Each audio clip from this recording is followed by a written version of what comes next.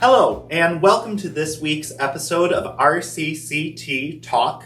My name is Sean Poland, and I am the media director for the family. And with me today is Sara Hengst. Hi.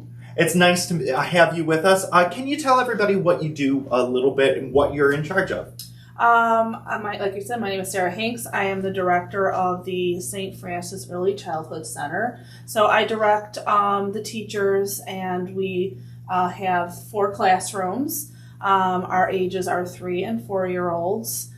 So what we do is we get our children prepared for, kindergarten and school age. So, we do a lot of arithmetic and reading, but we also give them those social skills that they're needing. Which, thinking about the fact that you have 3 and 4-year-olds, these are the pandemic babies. Yes. Really? So that's social interaction. Yes, and we've definitely noticed that in that last year, that they are a little bit different from the other children in that way. So it's definitely great that they are in our center, so they do get that socialization and they're able to have friends and get out there in school. So if you don't mind me kind of asking, how long have you been here? This will be my 2nd year. Awesome. Yes, so I was hired last year. The previous director retired, so I took her role. But previous to that, I worked in Niagara Falls for 5 years, various grades, and then I worked at the ECC city campus. I was their 2-year-old teacher. Oh, in ECC, so yeah. The Buffalo side of it, Yes. so yes. traveling. Yeah. Right along. Yeah, and I felt like I needed to grow, and so I felt I wanted to reach out to this center because my daughter went here, and they had an opening as a director. So that's actually kind of awesome. So, and I think I had missed this because we had talked previously. Your daughter went here before you were attached here. Yes. That's awesome. Yeah, so she was here for the UPK program, and she did a wonderful job here. They really helped her out. They actually diagnosed her that she needed speech, and so she was able to get that support. So that meant a lot to me that they, were really, watching out for her and what her needs were. And so with all that great experience that I had that helped her, that made me think of St. Francis when I was looking for somewhere. Have to, caring about education as much as I do. Awesome of you, even as a parent, to work with the school to see that need and to address it, because I know sometimes people are a little, blah, blah, blah, blah. Yeah. But education moves so fast now, and giving that foundation principles. Right. What was your favorite grade to teach before becoming a director? Was it the little ones? It actually was, yeah, because I've taught from pre-K all the way up to 6th grade, but I don't know what it was about the 4-year-olds, but that was always, I think it was just all the fun and all the excitement and innocence that they have, and just watching them grow and develop was always that, something that I enjoyed. So when coming into, going to St. Francis, it was just a perfect fit. It's so funny because I think about it, and the innocence, you're so right, because teaching that grade, I love watching them interact with each other. Yeah, absolutely. Even more than interacting with them myself. It's so easy for them to say, oh, do you want to be friends? Yes. Do you know how nice that is? Yes. And that's one of the main reasons we do, have this center, is for them to have that socialization and to meet friends, and that's definitely a big part of the development. So, what do you like about being a director? Because I was wondering if you miss being in the classroom, because it feels like you have such a love of that. Yes. Do you get to as a director? Yeah, so I definitely miss being in the classroom. So that was only the kind of negative part of being the director, is not being able to be that teacher anymore. But I'm a very hands-on director, so I do go in the classrooms as much as I can, helping to support the teacher, stepping in when I need to, observing their lessons and just being a part of their lessons, playing with the children during certain, free play times, enjoy all of that. And so I get to go in all classrooms, enjoy that part of the day.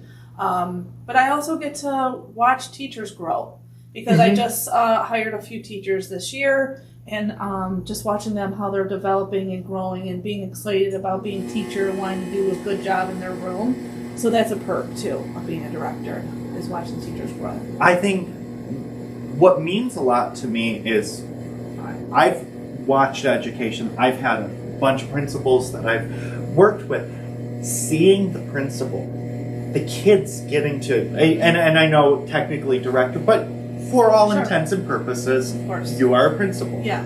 Seeing the principal with the teachers, knowing that there's that support, knowing that the principal cares, is so important, and I applaud you for getting to do that with the kids, because that's really important. Yeah, you want that close unit in all areas. You want to give the support to teachers, support the children, and also the parents. So that you're looking at all those aspects. So can I ask you, and I know this is kind of like way down the line, what is your hope for the future of the center? What would you like to see come out of it? Because, you know, it's always tough, because I always say, for me, I'm not a visionary. I'm really great at sustaining things, but rocking the boat is never my... Do you are you more in the let's keep it going and the good things, or do you want to see some sort of growth in it? Yeah, absolutely want to see growth. I know that the center was definitely on the top of their enrollment before COVID, and COVID kind of reduced the amount. Parents are obviously scared to send their children. Parents working from home. You know, we've been fine the last few years, but we would love to get back to where we were. We had almost 100 students at one point, so that would mean I'd have to open at least 3 or 4 different classrooms. That's amazing. I have no idea that it was big enough to have 100 students. So that would mean I'd have to have at least 3 more classrooms to open. So that's a goal of mine, is to do that, because we have plenty of room for that. But you know, it's also just to keep it as a for part of the community. You know, we want it to keep going because it is a great part of what, you know, Tonawanda is about, what St. Francis is about. Well, and I grew up in the city of Tonawanda, and one of the things that I don't think we get in other places as much is it's so walkable.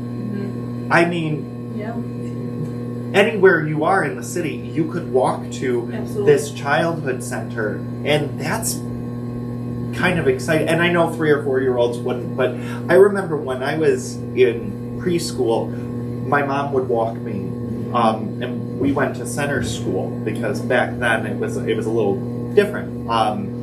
But we would walk as a family, and then when my little brother was there, we would walk as a family there. So that's what I love about Tonawanda, the city of Tonawanda. It's very tight knit. Yeah. Which brings me to another question.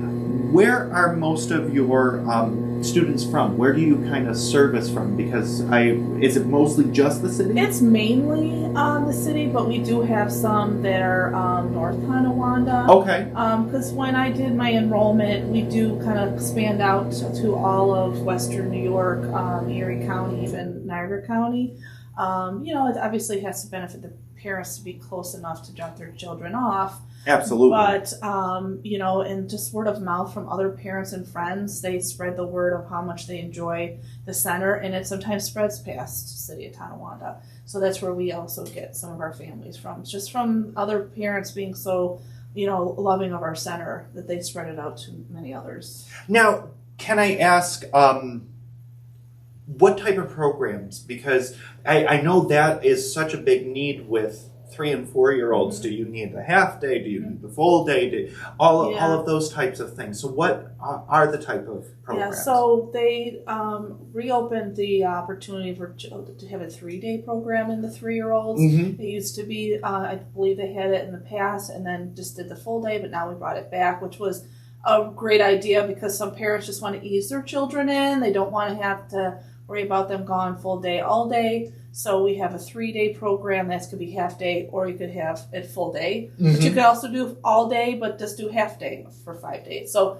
there's a lot of options for the 3-year-olds. Which I think is so important because there are, and different needs with different parents. Yeah. The idea of every single parent having a Monday through Friday job really kind of doesn't exist anymore, because some have Monday off or Tuesday off or Friday off. So I think that's such a great thing too, because that gives a ton of different opportunities to meet different and it has needs. We actually had a lot of families take advantage of that 3-day a week because of the flexibility for them. So yeah, I'm glad we reopened it because we got a lot of families that took advantage of it. And correct me if I'm wrong, because my brain just always comes in and goes out. Is there an after-school program? Yes. So we have a before and an after care. So our center generally opens at 8 o'clock for regular day, but obviously there are families that need that before care, so we do open it up at 7:30. So you can drop your kid off from 7:30 to 8 and pay $7 a day. Oh gosh, and that's so reasonable. Yeah, and then the aftercare starts between 2:15 and 2:30, and we can stay all the way till 5:30. Which is perfect, because a lot of parents, one of the things that I love about this is it's so trying to meet parents and be something to answer needs. Yeah. Because that's so important, and I think it's so, all of these flexible different schedules that people are, particularly with young kids, because you have your time where you can stay home, and then you don't know what the next step is. Sure. So I think that this is... There's a lot of families that took advantage of that too, and we also do it for school age. So the city of Tonawanda children are dropped off, they have their bus stop here, and they can actually come to the center. So the bus actually works... Yeah, we work with this district with the busing. So they can come in early at 7:30 and get bused right to school, and then the bus comes right back after school, and they can stay till 5:30 too. That is something that I think people definitely need to know, because I remember when I was in high school very vividly, the government class, you had to go to a board meeting. And one of the board meetings, they talked about the busing to St. Francis because the wider school was open, and they said, absolutely not. We will never send a bus to St. Francis. So hearing that that's changed, that is such a great asset for people, because there are definitely parents who would, I think, take advantage in the public schools. Yeah, and it's open for all city of Tonawanda. That is amazing, Sarah. Absolutely, yeah. Well, we will at some point touch base again, because there's going to be a couple of fundraisers that are coming up. There's going to be a couple of things, and we'll have Sarah on to talk about them. But I want to thank you for spending this time with us and helping us get the word out to everybody. Yes, thank you. Yeah. So thank you for joining us, and we hope to see you soon. And thank you, and we're going to have a wonderful day. And Sarah, go and take care of those awesome kids. Thank you. Appreciate it. Bye. Bye.